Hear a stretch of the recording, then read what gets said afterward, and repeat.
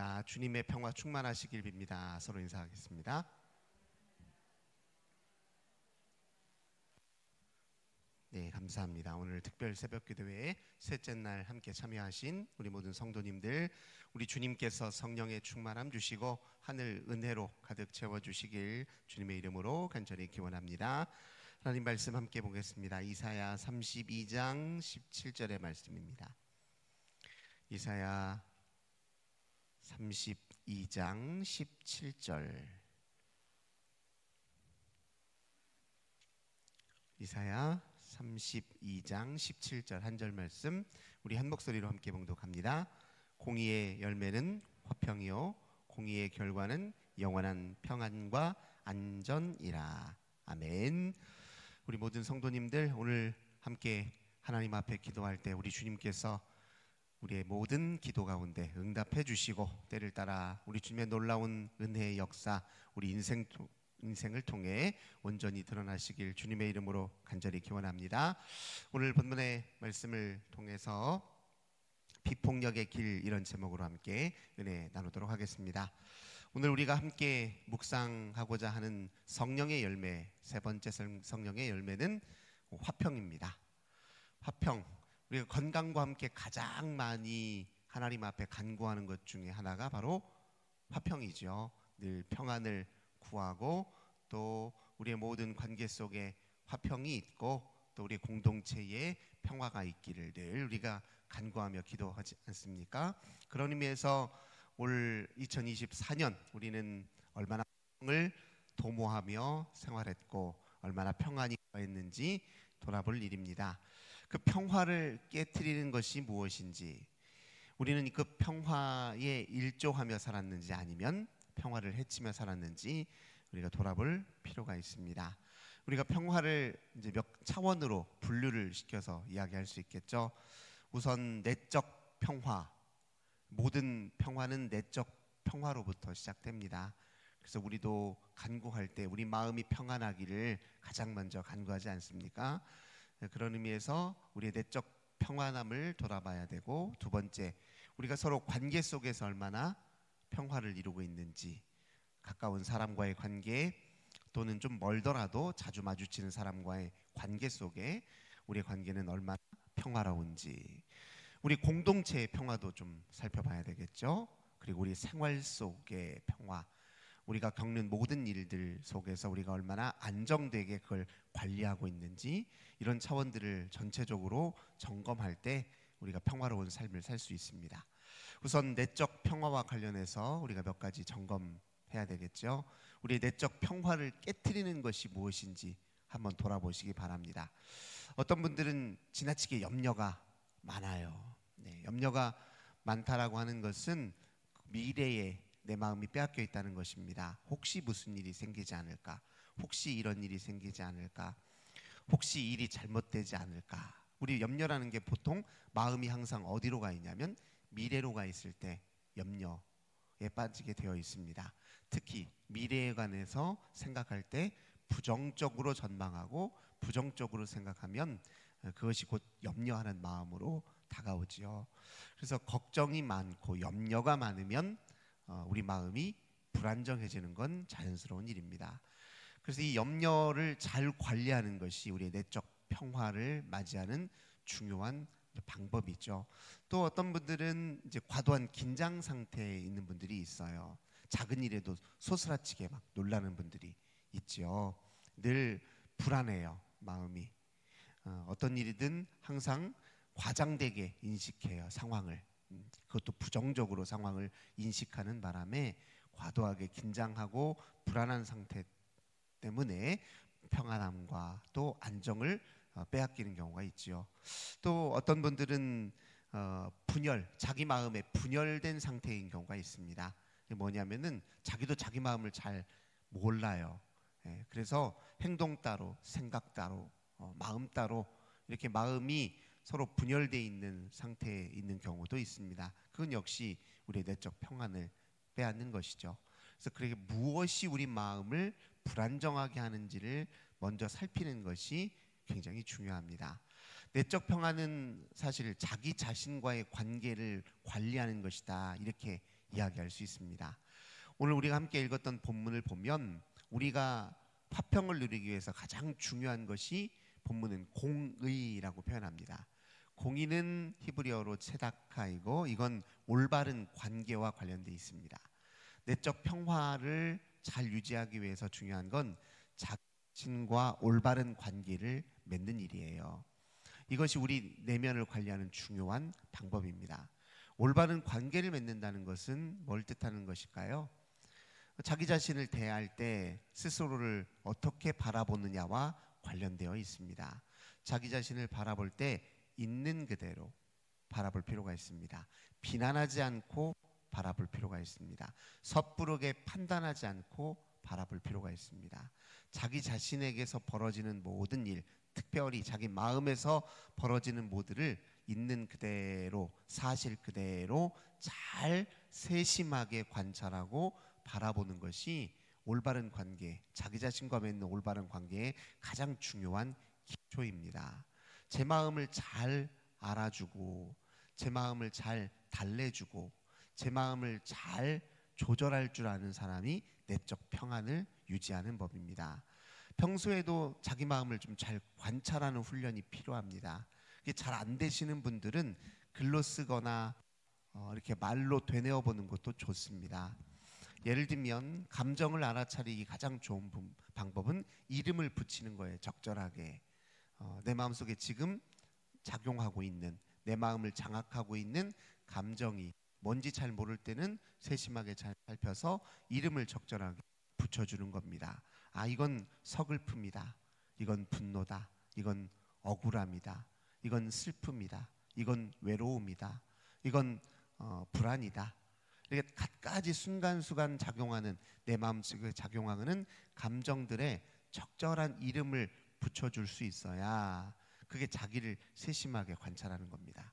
이때 주의를 기울여야 될 게 있어요. 이때 비난하지 않는 게 중요해요. 아니, 내 마음은 왜 이래? 난 항상 왜 이 모양이야? 왜 난 이것밖에 안 돼? 남들 다 잘 살고 남들 다 저런 상황 속에서도 의연하게 꿋꿋한데 나는 왜 이 모양이야? 이런 마음가짐으로 자기를 살피면 이건 자기를 채찍질하는 일입니다. 자기에게 생채기 내는 일이에요. 안 그래도 힘들어 죽겠는데 왜 내가 나를 더 힘들게 만듭니까? 안 그래도 위로가 필요한데 왜 내가 나에 대해서 그렇게 마음을 괴롭히고 스스로를 그렇게 움츠러드는 말로 자기를 정죄합니까? 근데 그게 주의해야 돼요. 내가 나 자신과 잘 관계를 맺으려면 나 자신에게도 친절할 필요가 있습니다. 어떤 분들은 남한테는 굉장히 친절한데 자기 자신에게는 불친절한 분들이 참 많아요. 남들한테는 참 한없이 공정하게 잘 판단도 내리고 아유 그렇게 생각할 필요 없어, 그런 생각할 필요 없어 하면서 남들한테는 참 좋은 소리도 잘하는데 정작 자기 자신에게는 되게 냉혹하게 얘기하는 분들이 있어요. 자기 자신에게도 친절할 필요가 있습니다. 제3자에게, 내가 사랑하는 제3자에게 그의 마음을 염려하고 또 그의 삶을 염려할 때 내가 해주는 그 좋은 언어들을 자신에게도 자꾸 들려줄 필요가 있습니다. 우리가 우리 자신을 어떻게 평소에 대하고 있는지 그 살펴볼 일이에요. 이기적인 분들이 있잖아요. 의외로 뭐 때문에 이기적으로 행동하냐면 자기 자신에게 불친절하기 때문에, 자기 자신을 지나치게 편애하기 때문에, 자기 자신을 신뢰하지 못하기 때문에 결국 그것이 다른 사람에게 이기적인 모습으로 보이는 경우가 굉장히 많습니다. 첫날 제가 건강한 자기 사랑에 대해서 얘기했죠. 건강하게 자기를 사랑할 줄 아는 사람은 다른 사람에게도 친절과 사랑과 관대함을 베풀 줄 아는 거거든요. 그런 의미에서 자기 자신에게 친절할 줄 알아야 됩니다.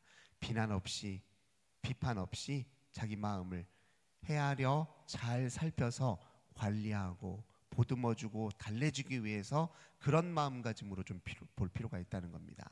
그게 잘 가능한 사람들의 특징을 보면 하나님에 대한 인식이 깊은 사람들이에요. 모든 관계의 가장 원초적인 관계는 하나님과 우리와의 관계잖아요. 나와 하나님과의 관계입니다. 하나님과 나 사이의 관계가 모든 관계의 기초고 모든 존재의 원천입니다. 하나님을 깊이 인식하고 아는 사람들은 하나님이 나를 향해, 모든 존재를 향해 어떤 시선으로 바라보고 있는지를 알아요. 하나님은 모든 만물을 어떤 눈으로 볼까요? 당연히 사랑과 자비의 눈으로 보십니다. 그래서 처음 하나님이 빚으실 때 의도하셨던 그 모습 그대로 우리가 온전히 유지되기를 바라고 소원하는 마음으로 우리를 보신단 말이에요. 그 하나님의 시선을 알고 있는 자, 늘 하나님의 시선과 맞닿아 있는 사람이 자기 자신을 볼 때 말 그대로 공정하게 봐요. 그러니까 자기 자신에게 친절하라는 말은 모든 문제를 그냥 은근슬쩍 쭉 넘어가라 그런 뜻이 아닙니다. 문제는 문제로 인식하되 그것으로 인해서 자기를 비난하거나 채찍질하거나 하지 않고 오히려 현명한 부모가 아이들을 좋은 길로 잘 인도하듯이 지금 처해 있는 나의 이런 부조리한 상황을 사랑으로 잘 덮어서 나 자신이 스스로 잘 일으켜 설 때까지 나에게 친절과 자비의 시선으로 보라는 겁니다. 그런 마음가짐으로 감정을 살피고 또 생각을 살필 수 있어야 됩니다. 모든 염려와 근심과 또 불안 이면에 또 우울 이면에 항상 우리의 잘못된 판단과 생각이 가로놓여 있습니다. 우리 생각에는 오류가 많잖아요. 그 오류를 정확하게 인식하고 인정할 필요가 있습니다. 자기 생각을 100% 신뢰하는 순간부터 생각이 나를 지배하는 힘을 갖게 돼 있습니다. 우리는 사실로 믿는 생각의 지배를 받아요. 가짜다라고 여기는 생각은 우리 마음을 지배하지 못해요. 이건 틀림없어라고 믿는 생각이 우리 행동을 지배하고 우리 삶을 지배하는 겁니다.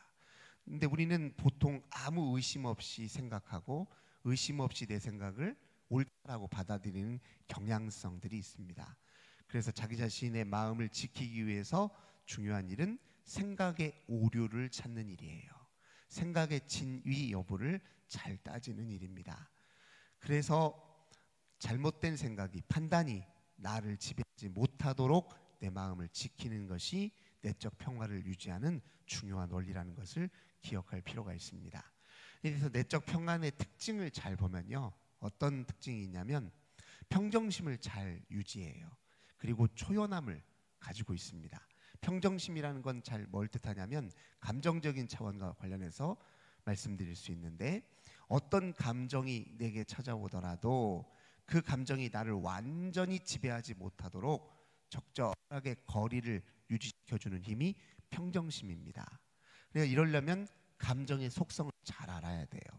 내가 취약한 감정, 내 마음을 자꾸 휘두르는 그 감정들을 세심하게 잘 관찰하고 이름을 붙이는 사람들은 평정심을 유지할 수 있고 그것이 곧 내적 평화로 유지됩니다. 그리고 초연함도 마찬가지예요. 모든 생각의 오류로부터 거리를 두는 사람이 초연함을 유지하게 되어 있어요. 그것이 곧 우리의 내적 평화입니다. 따지고 보면 이게 전부 다 가능하려면 뭐가 필요하다고요? 친절한 자세로 세심히 나를 관찰하는 일로부터 시작됩니다. 근데 이것이 다른 사람과의 관계의 평화 속에서도 또 중요한 원리가 됩니다. 우리가 왜 다른 사람과 관계가 자꾸 삐그덕거릴까요? 제대로 안 보기 때문에 그래요. 섣부르게 보고 섣부르게 판단하기 때문에 그렇습니다. 우리 남들 볼 때 유심하고 세심하게 관찰하는 것처럼 보이지만 그렇지 않아요. 우리는 이미 다른 사람에 대한 선입견을 가지고 있어요. 우리 가까이 보고 있는 사람들에 대한 선 판단이 있습니다. 그것에 근거해서 보기 때문에 자세히 안 보고 속속들이 안 봐요. 흘겨보고 대충 보고 지레짐작하며 봅니다. 자기식대로 추론하며 본단 말이에요. 서로들에게 좀 세심하게 관찰하고 그것도 따뜻한 시선으로, 친절한 시선으로 세심하게 관찰하게 되면 무엇이 파악되느냐? 상대방의 욕구가 파악되기 시작합니다. 그 욕구가 좌절되고 그 욕구가 결핍될 때 우리는 공격적으로 그렇게 대응하게 되어 있어요. 우리의 감정은 날카로워지도록 되어 있습니다. 그래서 상대방의 좌절된 욕구, 결핍된 마음들을 세심하게 볼 줄 알아야 우리가 적절하게 대응할 수 있는 것입니다. 그에게 필요를 채워주고 그의 마음의 결핍을 채워주는 관계 속에서 평화를 이룰 수 있거든요. 근데 우리가 그게 안 되면 무엇만 보는 줄 아십니까? 상대방의 날카로운 감정만 보게 돼 있어요. 상대방의 날카로운 감정만 보면 우리도 감정적으로 대응할 수밖에 없습니다. 거기에서 서로 문제가 발생해요. 우리들은 사실 다 서로에게 기대하는 바가 있어요. 그러니까 서로에게 기대하는 것, 서로를 통해서 원하는 것들이 있단 말이에요. 그 모든 것들을 우리가 100% 충족시켜 줄 수는 없지만 그러나 존중할 필요는 있어요. 근데 그 시작이 어디서부터 되느냐면 우리의 표면적인 거친 감정들 이면에 작용하는 그 상대방의 욕구를 잘 헤아려 파악하는 일입니다. 그리고 또 마찬가지로 관계 속에서 중요한 게 뭐냐면은 평가하지 않는 거예요. 자기 자신을 비난하지 않는 것처럼 상대방을 비난하지 않는 거예요. 그의 마음을 그의 있는 그대로, 그의 욕구를 있는 그대로 보는 게 중요해요. 아유, 저 사람은 왜 저래가 아니라 그는 지금 현재 그의 마음 상태는 이렇구나.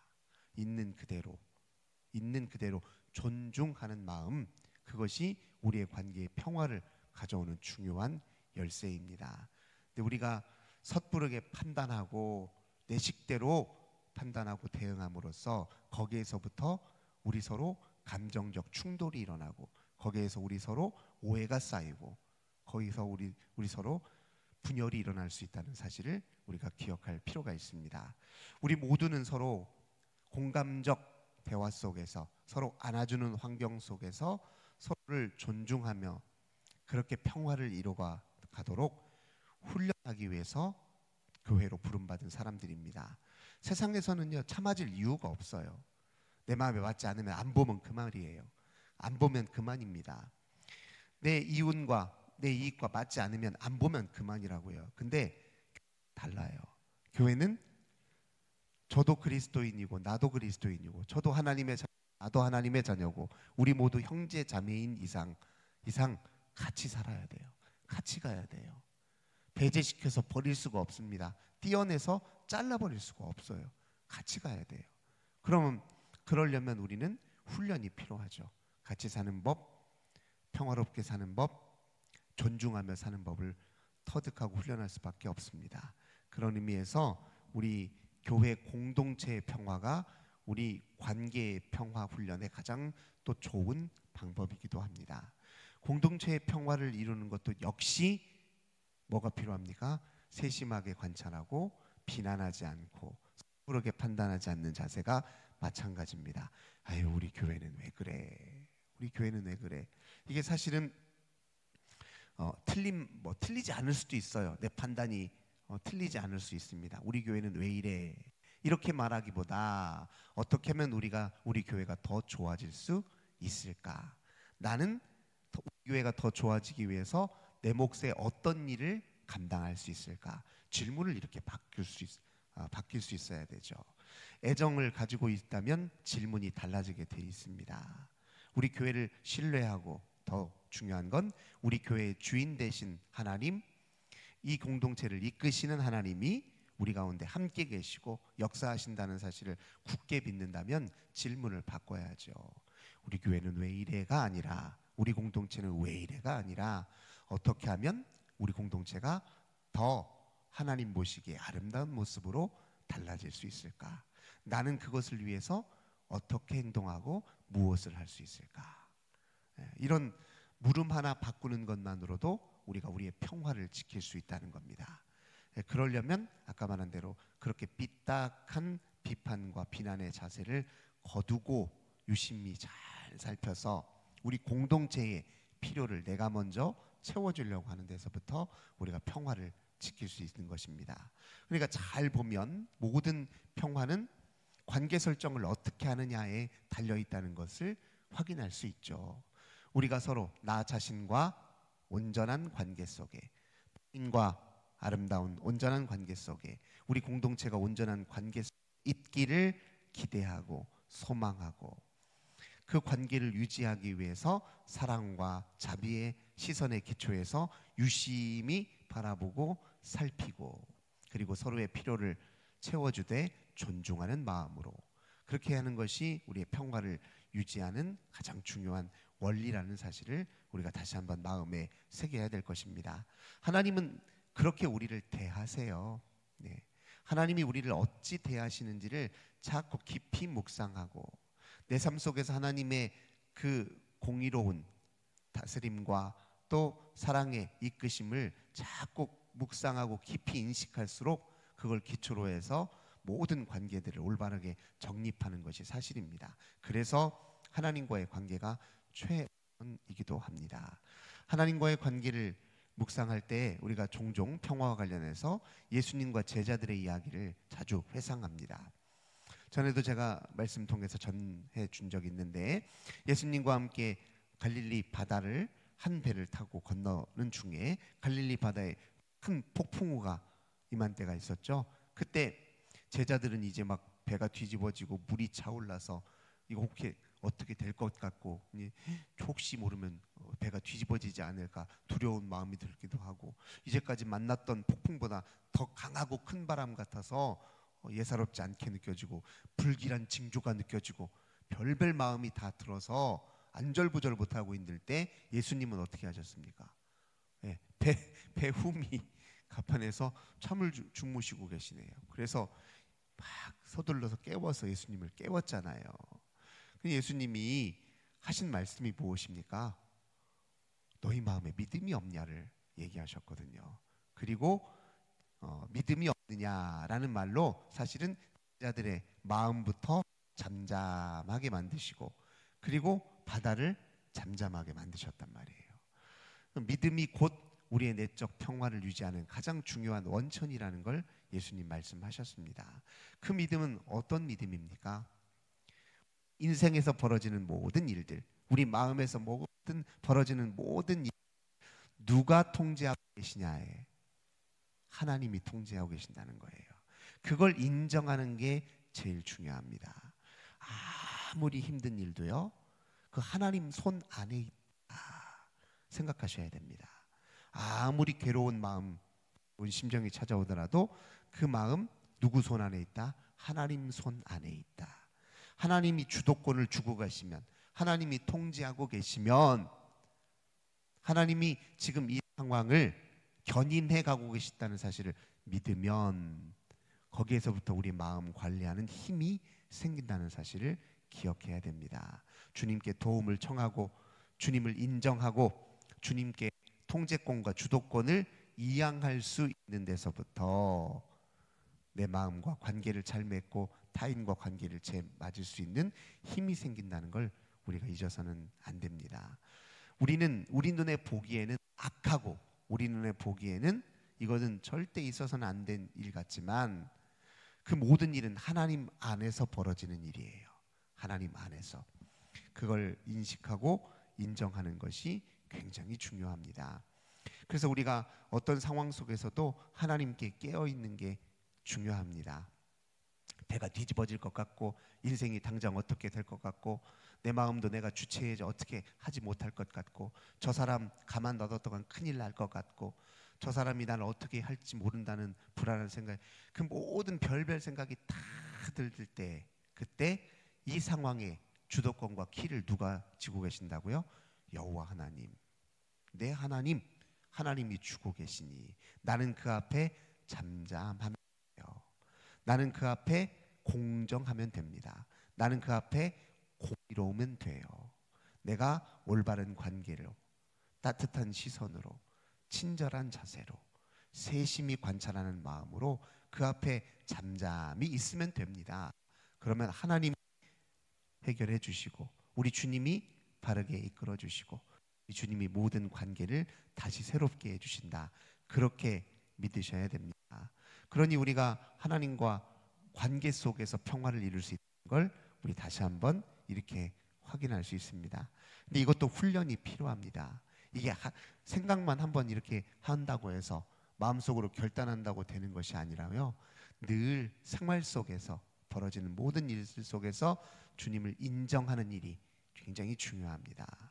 범사의 주를 인정하고 통제하시고 이끄시고 주도하시는 하나님을 순간순간 매 순간 이렇게 의식하고 그분께 깨어있는 건 그냥 이루어지는 게 아니라 생활 속 훈련을 통해서 이루어진다는 것을 기억해야 됩니다. 그런 의미에서 평화는 적극적으로 만들어가야 되는 것이기도 해요. 그냥 아유 하나님 알아서 때 맞춰서 나 힘들면 알아서 도와주셔야지. 알아서 도와주시는 게 중요한 게 아니라 하나님이 도와주신다는 사실을 내가 알 수 있는 게 중요해요. 그러니까 내가 하나님께 깨어 있어야 되죠.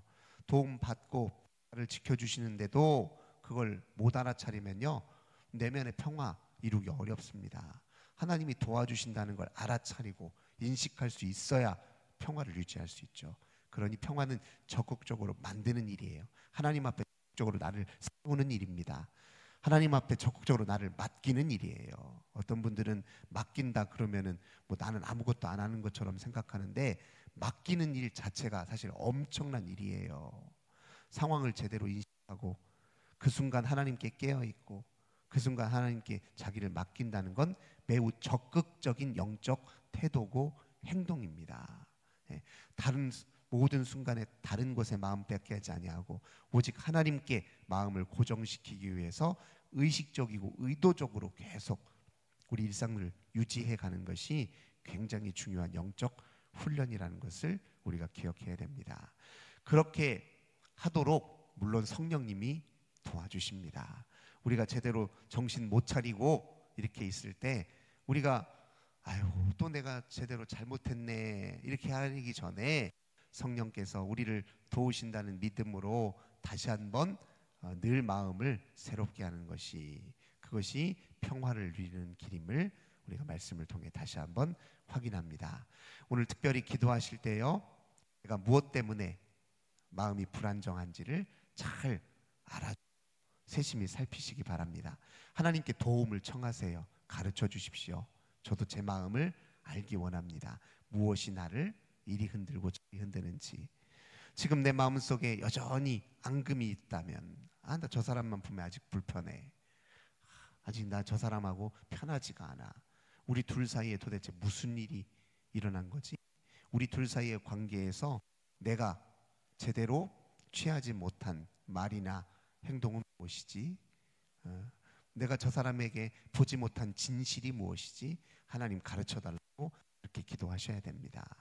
그리고 우리의 관계, 공동체 속에서 내가 평화를 이루기 위해서 무엇을 행동해야 되는지 하나님께 도움을 청하며 물으시고 또 하나님께 우리 인생, 마음, 관계, 우리 공동체를 맡기셔서 한층 더 평화로운 우리 모든 관계를 형성하는 길로 그렇게 나아갈 수 있도록 함께 기도해 주시기 바랍니다.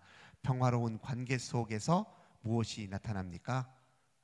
아름다운 열매가 나타나죠. 생산, 창의적인 활동, 또 모든 사람들에게 유익과 번영을 주는 좋은 활동이 나타나는 거예요. 네. 그러니까 평화로운 관계 속에 있는 공동체를 보면요, 항상 좋은 일들을 항상 생각해내고 항상 그걸 열심히 함께 협력하는 일들이 많습니다. 말 그대로 좋은 사업들을 많이 하게 돼 있어요. 관계가 평안하고 좋으면요, 그 둘 사이에서 우리 어떻게 하면 더 즐겁고 또 복된 일을 함께 할 수 있을까를 고심하게 되어 있습니다.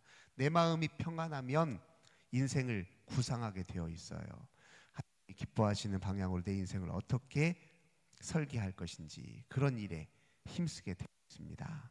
그런 의미에서 우리가 평화를 위해서 다시 한번 기도하시고 평화로운 관계를 우리 하나님께 도움을 청하는 오늘 하루가 되시기를 주님의 이름으로 간절히 기원합니다. 좋으신 주님 감사드립니다. 모든 평화는 공의를 이루면서 올바른 관계를 형성함으로써 가능하다고 성경은 우리에게 가르쳐주고 있습니다. 하나님께서 우리를 어떻게 대하시는지 깊이 깨닫고 모든 상황 모든 순간 하나님이 통치하신다는 사실을 굳게 믿고 그 믿음으로 우리 자신을 친절하게 대하고 타인에게 친절하게 대하며 우리 공동체에 친절하게 대하는 우리들 되도록 은총 베풀어 주옵소서. 주 예수님의 이름으로 간절히 기도드립니다. 아멘. 평안을